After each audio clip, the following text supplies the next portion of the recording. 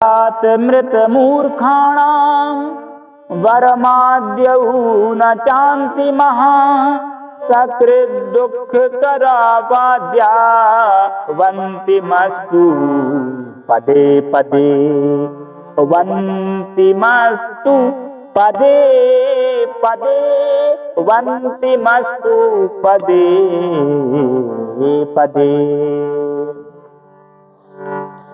तो यहाँ प्रसंग है कि मूर्ख पुत्र से सर्वनिकृष्टताम निर्धारयति। जो कल आपने सुना था कि ऐसे पुत्र से कोई प्रयोजन नहीं है जो धार्मिक शिक्षा को नहीं पढ़ा है, जो विद्वान नहीं है। और मूर्ख पुत्र से, जो मूर्ख पुत्र होता है उसकी सबसे ज्यादा जो है निकृष्टता, सबसे वो निम्न कोटि का होता है, ऐसा निर्धारण किया गया।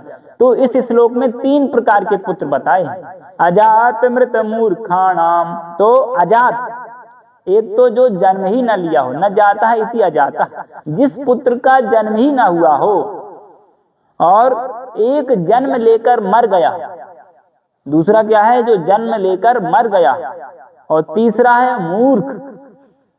तो इन 3 पुत्रों में वरम आद्यव 2 श्रेष्ठ हैं। कौन? जो जन्म ही न लिया हो और जन्म लिया भी हो तो जन्म लेकर मर गया। तो ये दोनों श्रेष्ठ हैं। वरम श्रेष्ठम न च अंतिमा, लेकिन मूर्ख पुत्र श्रेष्ठ नहीं है। क्यों श्रेष्ठ नहीं है?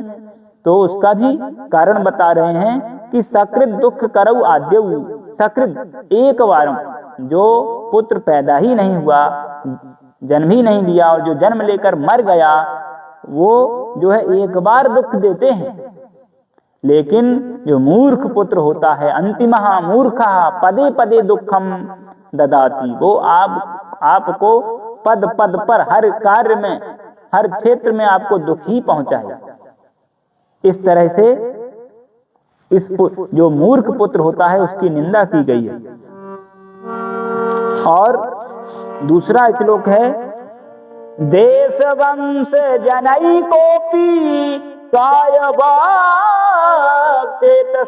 चयैः येन नोपकृतः पुंसां तस्य जन्म निरर्थकम्, तस्य जन्म निरर्थकम्, तस्य जन्म निरर्थकम्। तो यहाँ प्रसंग है कि जन्मनः निरर्थकता कारणानि कथयति, जो है जन्म के निरर्थकता के कारण बता रहे हैं कि आपका जन्म लेना कब बेकार हो जाता है, निरर्थक हो जाता है। कब?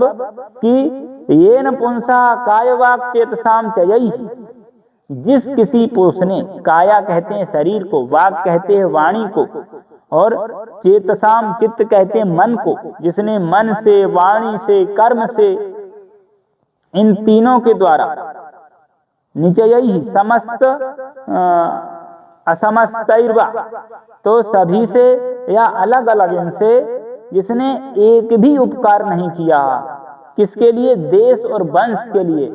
जिसने अपने देश के लिए मन से, वाणी से, कर्म से कोई भी एक भी ऐसा उपकार नहीं किया, और जिसने अपने वंश के लिए, वंशो द्विविधा विद्या जन्मना, तो वंश जो है 2 प्रकार का होता है, एक तो विद्या और जन्मना, जन्म से। तो जन्म से आप जिस कुल में उत्पन्न हुए हैं, और विद्या जिस परंपरा में आपने विद्या ग्रहण की है, शास्त्रों का अध्ययन किया, तो आपने उन दोनों वंशों के लिए और अपने देश के लिए एक भी उपकार नहीं किया। येन नोपकृतः पुंसा तस्य जन्म निरर्थकम्, उस व्यक्ति का जन्म लेना ही बेकार है। इस दूसरे श्लोक का यह भाव था। दाने तपसि शौर्ये च, तो इस तीसरे श्लोक को अब हम कल श्रवण करेंगे।